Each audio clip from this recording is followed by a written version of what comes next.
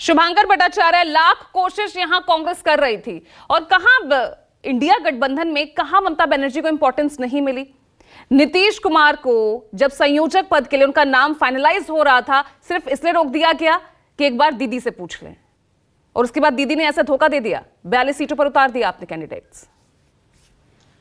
पूजा जी, अभी आपने राजीव जी की बात सुनी, आपने अभी आपके अबू भाई की आपने बात सुनी। आपको एक बात समझ में आ चुकी होगी कि जो भाषा आप जयराम रमेश जी की सुन रहे हैं या माननीय खड़गे जी की सुन रहे हैं, वो भाषा जो बाकी के जो बंगाल के जो कांग्रेस के कैडर के जो नेता हैं वो भाषा नहीं बोल रहे हैं, जिस वजह से आज सबसे बड़ा जो नुकसान इंडिया गठबंधन को आज बंगाल में और अन्य उन क्षेत्रों में हो रहा है जहां पे कि गठबंधन मजबूत होने की संभावनाएं अच्छी थी।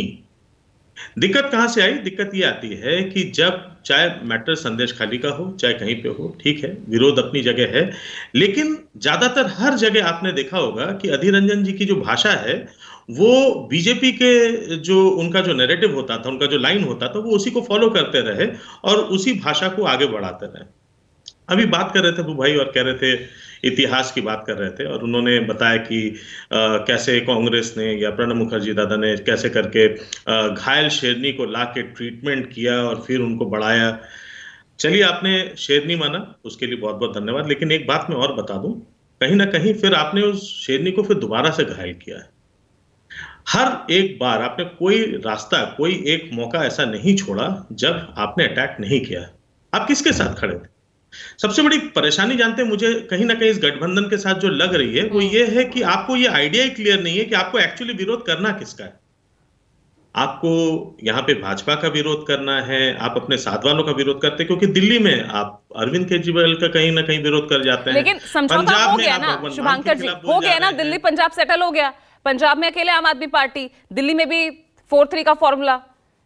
स्थानीय नेतृत्व कुछ भी, स्थानीय चेहरे, ये जो स्थानीय कैडर है वो कितना विरोध करे, चलेगी तो शीर्ष नेतृत्व की। नहीं, मैं मोटी मोटी बातें कर रहा हूं, मैं ये नहीं घुस रहा, मैं उसके डिटेल्स में नहीं जा रहा हूं, मैं सिर्फ इतनी बात कह रहा हूं कि देखिए, ये आइडिया ऑफ ऑपोजिशन आपको क्लियर होना है। अभी आप एक मजबूत अगर ऑपोजिशन में बैठे थे तो ये बात बहुत जरूरी है कि आप एक संगठन के तौर पर आपने एक साथ आने की क्या कोशिश की। बात संदेश खाली की आपने शेख शाहजहां का विरोध किया, बिल्कुल होना चाहिए, आपने बिल्कुल सही किया। इसमें हर जगह से, हर उस तरफ से, यहां तक कि पार्टी के अंदर से भी कई विरोधें उठी हैं, बिल्कुल सही बात, होना चाहिए।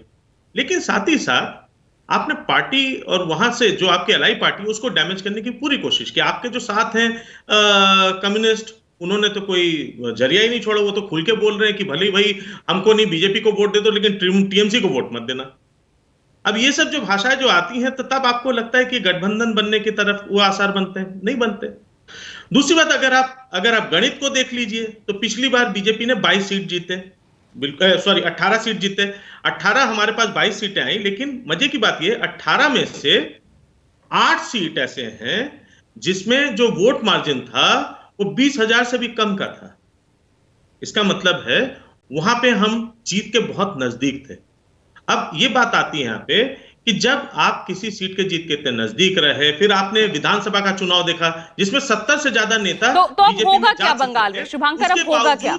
अब होगा क्या? आपने अकेले 42 सीटें, कांग्रेस भी इसी तरह से अब सब सीटों पर उतार देगी, वाम दल भी, तो होगा क्या? फिर वोट शेयर फिर बटेगा, फिर इसका फायदा बीजेपी को पहुंचेगा।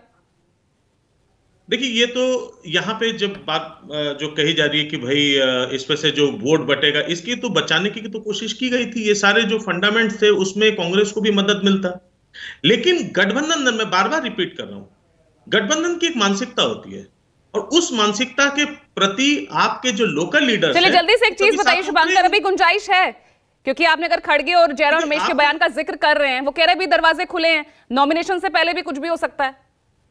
आपने एक दीदी का एक भाषण नहीं सुना जिसमें 2 लाइनें वो ऐसी बोल गई जिसको शायद उतना महत्व नहीं मिला। आजकल कवरेज कम होती है दीदी की, तो उसमें वो कहीं ना कहीं खो गया बीच में लाइन, जहां पे उन्होंने इस बात को बार बार कही कि देखिए, हम गठबंधन के कभी भी विरोध में नहीं रहे, ना होंगे, और हमें पता है कि हमें साथ आना है।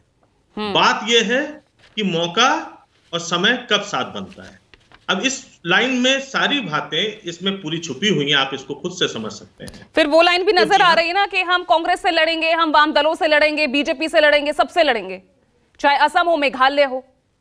देखिए, एकला चलो का जब ये वो दिया है उन्होंने ठीक है। अपना नैरेटिव, जब वहां पे दिया है एकला चलो का मतलब आपको भी क्लियर है, हमको भी क्लियर है। विधानसभा के समय पे भी ये चीज कही जा रही थी, जब ठीक है।